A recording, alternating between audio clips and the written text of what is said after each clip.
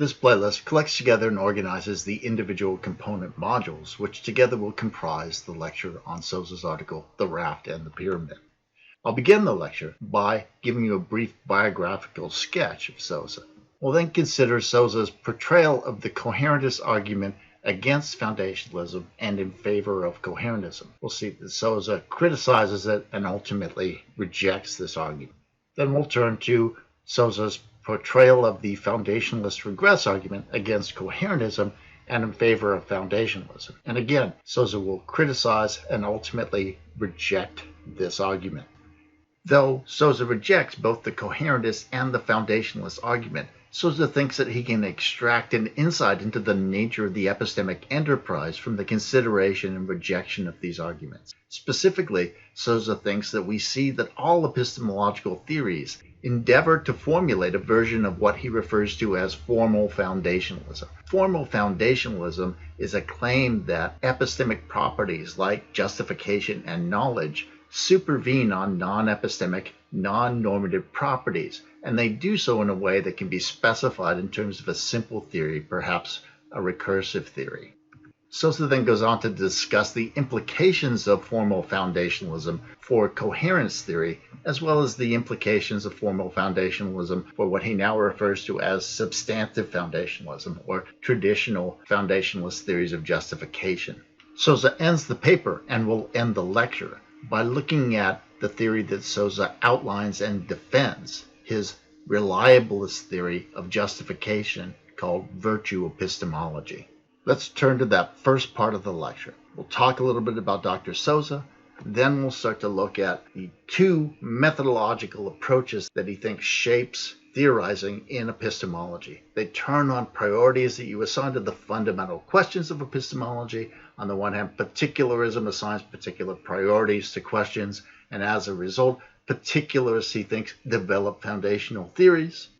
In contrast, Methodists assign a different priority to those questions, and they then develop coherentist theories as a result of the priorities that shape their theorizing.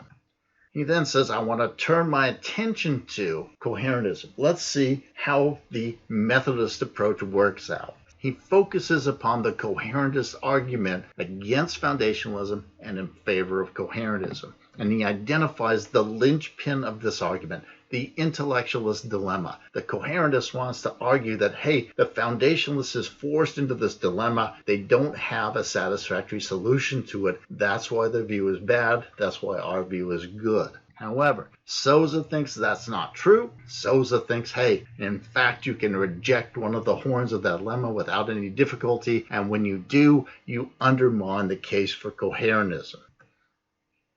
So here's Ernie Sosa. He's a professor of philosophy at Rutgers University. He was born in Cardenas, Cuba in 1940. He received his PhD at Pittsburgh in 1964. He spent most of his career at Brown University, but starting around 1998 or so, he began splitting his time between Brown and Rutgers. Eventually, he just switched over to Rutgers. He became a full professor in the philosophy department, as well as a member of the board of governors at Rutgers University. He's also an editor for both Nous and Philosophy and Phenomenological Research, two important journals that emphasize epistemology and metaphysics. Sosa begins the article by saying, look, as I see it, there are two main questions in epistemology. The first question is, what do we know? The second question is, how do we know? He thinks that depending on how you prioritize those questions, which question you want to answer first, which question you want to answer second, that will determine your trajectory as an epistemologist. Particularists want to answer that first question. That's their priority. They prioritize question number one. They want to know, what do we know? Then they'll turn their attention to question number two to see how it is that we know. He thinks that Descartes exemplifies this view, and he thinks that particularism results in foundationalist approaches to epistemology and justification. Methodists, on the other hand, want to answer that second question. That's their priority. They say, I want to know, how do we know? Once I have that answer, then I'm going to use that to figure out the answer to the second question. What do we know? How first? What second? Particularism, what first? How second? Methodism, how first? What second?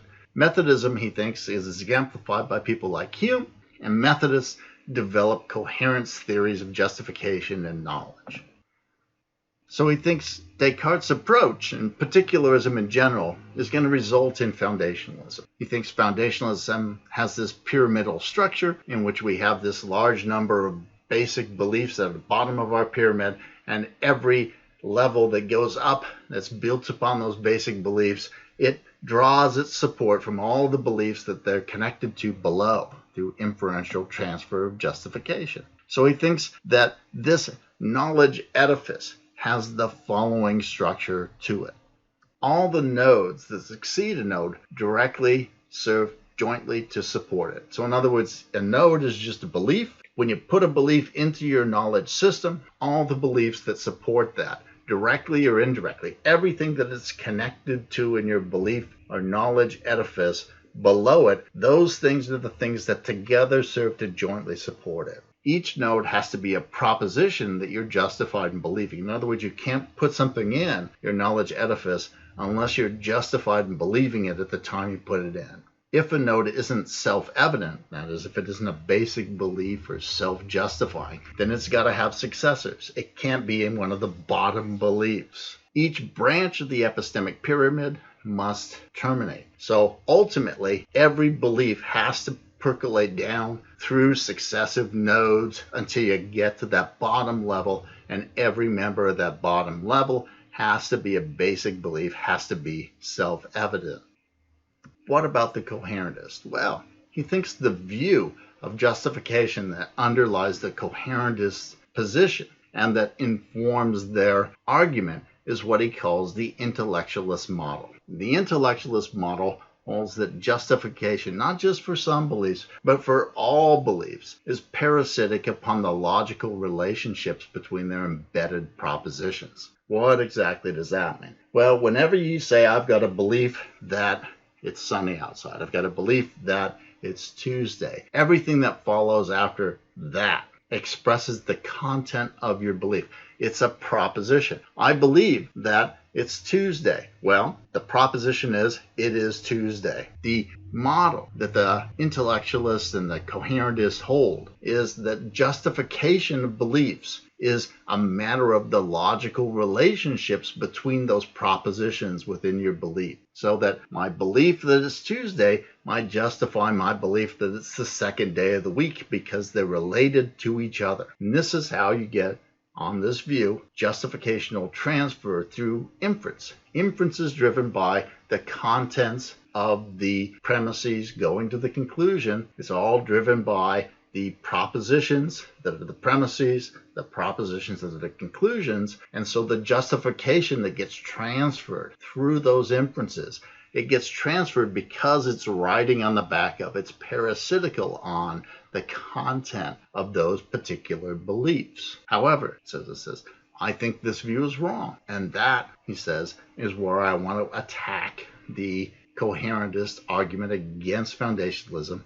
In support of their view, I'm going to attack that second horn of the intellectualist dilemma, that linchpin for the coherentist argument against foundationalism and in favor of their own view.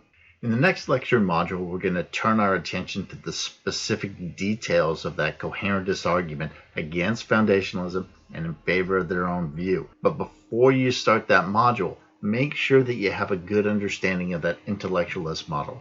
This idea that when I transfer justification through inference, when I make an inference from today is Tuesday to today is the second day of the week, the relationship between the contents of the first belief and the contents of the second belief, that's what the inference takes care of. And in doing so, that content then carries with it the justification. It's the content relationship between today is Tuesday, today is the second day of the week. That relationship is doing all the work in the inference, and hence it's what the justification hangs on to when it parasitically gets transferred through the inference. So make sure you're clear about that, because it'll be important in understanding that argument in the next module.